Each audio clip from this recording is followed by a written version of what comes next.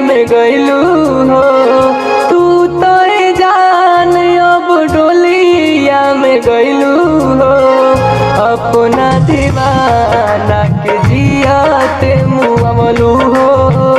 अपना आशिक के जियाते मुआइलू हो।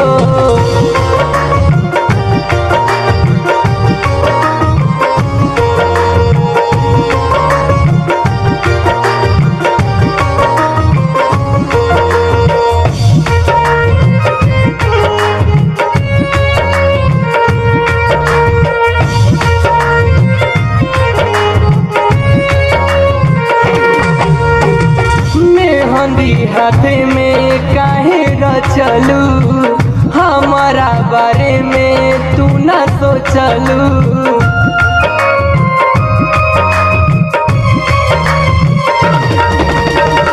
मेहंदी हाथ में काहे रचलू हमारा बारे में तू ना सोचलू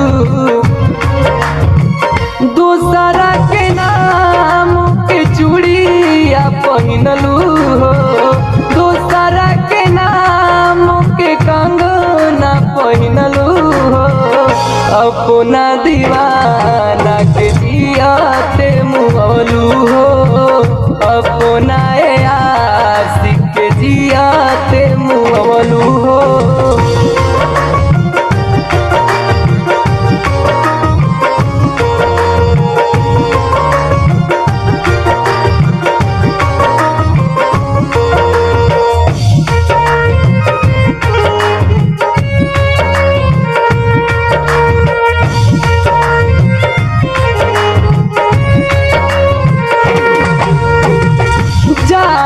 सनम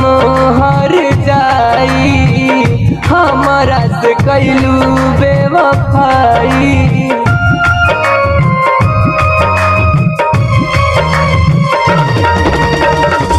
जाए सनम